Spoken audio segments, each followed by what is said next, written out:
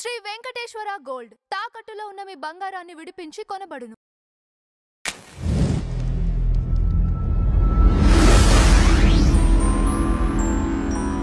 Justice BR Gavai గారు ఒక statement మీరు విన్నారా? అది ఢిల్లీలో క్రాకర్స్కి సంబంధించింది. అది క్రాకర్స్ అక్కడ కాల్చొద్దని చెప్పేసి ఒక పిటిషన్ ఎవరో వేశారు.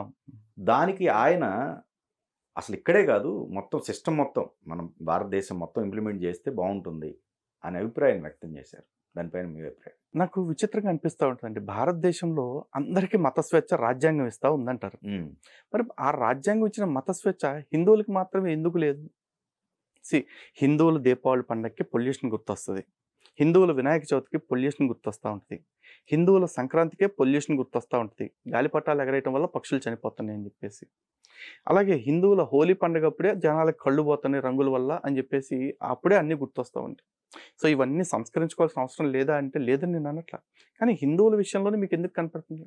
ఇప్పుడు మొహరం వేదికప్పుడు గాయపరుచుకుంటూ ఉంటారు, పచ పచ పచ పచ కత్తులతో కోసుకుంటూ ఉంటారు బ్లేడ్తోటి. ఇది దారుణము, ఇలాంటివి చేయటానికి ఒప్పుకోదు, భారతదేశంలో ఇటువంటి ఆచారాలకు తావులేదు, కాబట్టి ఇటువంటివి నిషేధించాలి అని సుప్రీంకోర్టులో ఎవడో పిల్లేయడు. వేస్తే కూడా కోర్టులు పట్టించుకోవు. పోనీ మొహరం పండుగ వస్తుంది, బక్రీద్ పండుగ. బక్రీద్ పండుగప్పుడు రోడ్ల మీద కోస్తా ఉంటారు మేకల్ని, కోళ్ళని, అన్నిటిని, జంతువులన్నిటిని కూడా. మరి యానిమల్ వేస్ట్ బోల్డ్ అంతా అక్యుములేట్ అవుతూ ఉంది.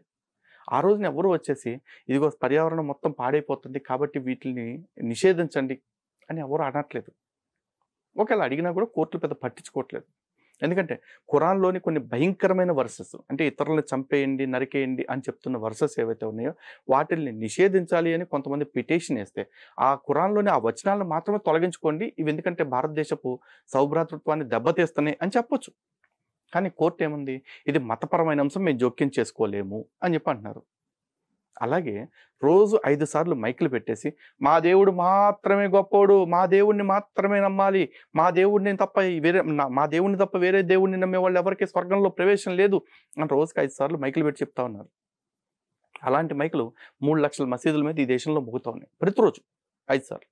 ఎవరన్నా ఒకళ్ళు బాబు ఇంత సౌండ్ వస్తుంది ఇన్ని మైకుల నుంచి, చాలా ఇరిటేటింగ్గా ఉంది, ఈ దేశంలో సౌండ్ పొల్యూషన్ పెరిగిపోతుంది, ఈ మైకుల్ని నిషేధించండి అని ఎవరన్నా పిటిషన్ వేస్తారా? వేస్తే ఈ కోర్టులు అవును నిషేధించాల్సిందే అంటుందా? అనదు. కానీ దీపావళికి వచ్చేపాటికి మాత్రం గవాయ్ గారు ఒక స్టేట్మెంట్ ఇచ్చారు. ఏమని? ఇది ఒక్క ఢిల్లీలోనే ఎందుకు, దేశవ్యాప్తంగా ఎందుకు నిషేధించకూడదు, దాని మీద దృష్టి పెట్టండి. అంటే ఆల్రెడీ ఇప్పటికే ఆ ఉత్పాదన రంగంలో ఉన్న వాళ్ళు ఎవరైతే ఉన్నారో కార్మికులు, వాళ్ళందరికీ కూడా ఆల్టర్నేటివ్ ఏదైనా చూపించే ప్రయత్నం చేయండి అని చెప్పేసి ఒక డైరెక్షన్ ఒక సూచన చెప్పారు. The same. ఎందుకంటే ఈ చాలామంది వితండవాదం చేసేవాళ్ళు హిందువుల్లో కూడా అంటారు, దీపావళి అంటే దీపాలను వెలిగించడమే తప్ప టపాకాయలను కాల్చడం అనేది ఎసెన్షియల్ రిలీజియస్ ప్రాక్టీస్ కాదు అని చెప్పేసి. మరి ఖురాన్ ప్రకారం మసీదు కట్టడం, మసీదు పైన మైక్ పెట్టి మైకుల్లో రోజుకి 5 సార్లు అరవటం ఎసెన్షియల్ రిలీజియస్ ప్రాక్టీసా? ఖురాన్ రాసే టైంకి మైకులు ఉన్నాయా? మరి లేవుగా. పోనీ ఖురాన్ ప్రకారం చూసుకున్నా కూడా సంగీత పరికరాలు, సంగీత వాయిద్యాలు, సంగీతం అనేది హరాము. మరి వాటికి వినియోగించే ఆ మైకుల్ని, సౌండ్ సిస్టమ్ని వాళ్ళు వినియోగించడం హరాం కదా? మరి వాళ్ళ మత గ్రంథం ప్రకారమే రెఫరెన్స్గా తీసుకుని వాటిని నిషేధించండి. ఎవరన్నా చేస్తారా? చేయరు. కానీ హిందువుల్ని, లోకులుగా ఉన్నోని కాకులు పొడిస్తే అని హిందువులకు మాత్రం ప్రతిదీ వీళ్ళు ఏం చేయాలో చెప్తారు.